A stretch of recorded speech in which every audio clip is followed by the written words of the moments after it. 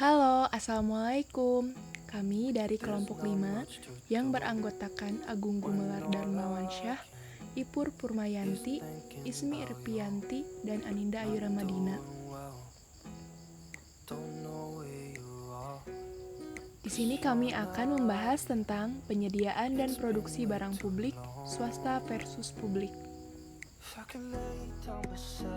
Seperti yang telah dijelaskan oleh kelompok 4 minggu kemarin, barang publik merupakan barang atau jasa yang harus disiapkan oleh pemerintah dalam rangka memberikan pelayanan kepada setiap warga negaranya dalam rangka memenuhi hajat hidup orang banyak.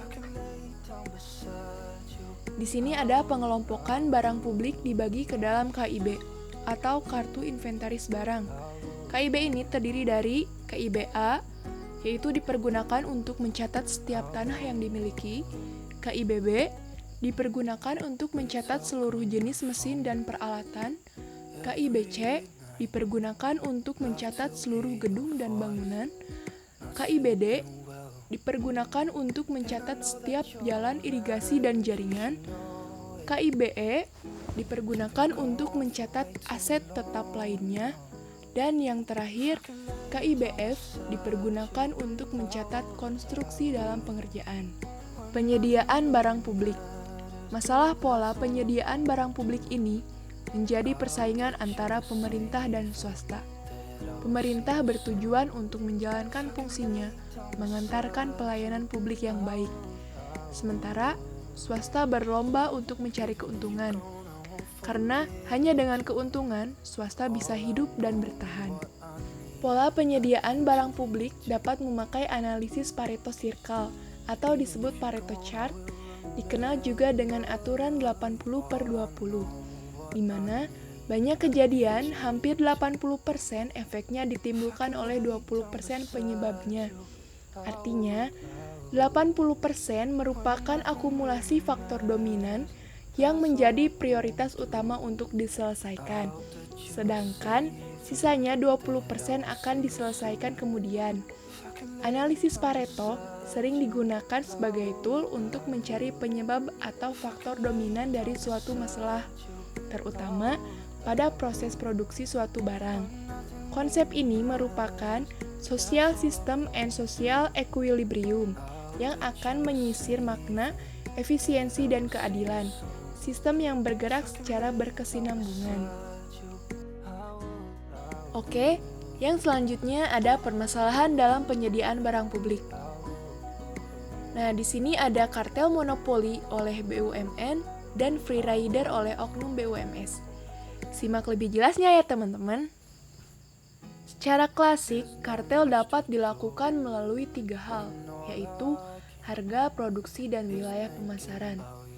Nah, apa sih kartel itu?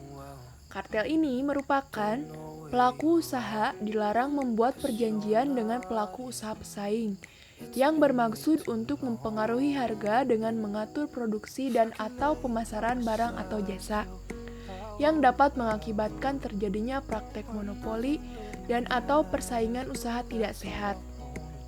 Indikasi terjadinya kartel jika suatu industri hanya mempunyai beberapa pemain yang mendominasi pasar. Keadaan demikian dapat mengambil tindakan bersama dengan tujuan memperkuat kekuatan ekonomi mereka dan mempertinggi keuntungan. Hal ini akan mendorong mereka untuk membatasi tingkat produksi maupun tingkat harga melalui kesepakatan bersama di antara mereka. Sebagai contoh, di sini ada Semen Gresik yang membentuk kartel terkait distribusi semen Gresik di area 4 Jawa Timur yang meliputi Blitar, Jombang, Kediri, Kertosono, Nganjuk, Pare, Trenggalek, dan Tulung Agung.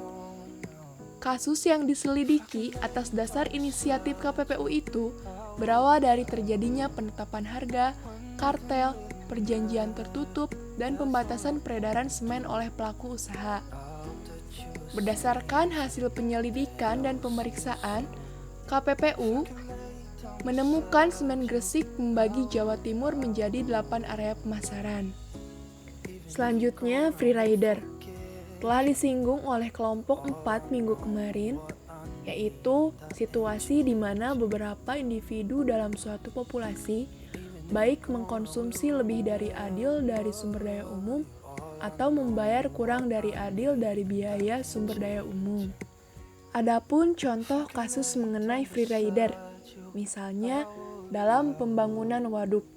Sampai saat ini, di Indonesia sering sekali terjadi kelangkaan atau kekurangan akan air bersih. Untuk menyiasati itu, maka masyarakat perlu membuat sebuah tempat yang digunakan untuk menampung air saat musim hujan itu tiba dan juga untuk mengantisipasi terjadinya banjir.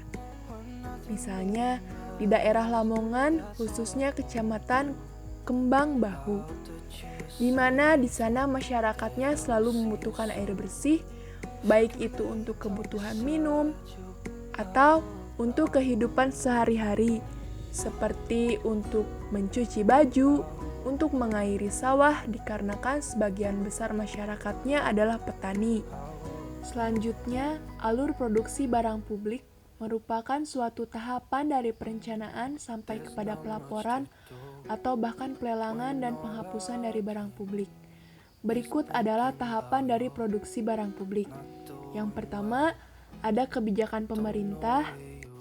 Yang kedua, perencanaan barang publik. Yang ketiga, penganggaran. Yang keempat, kontrak kerja atau tender.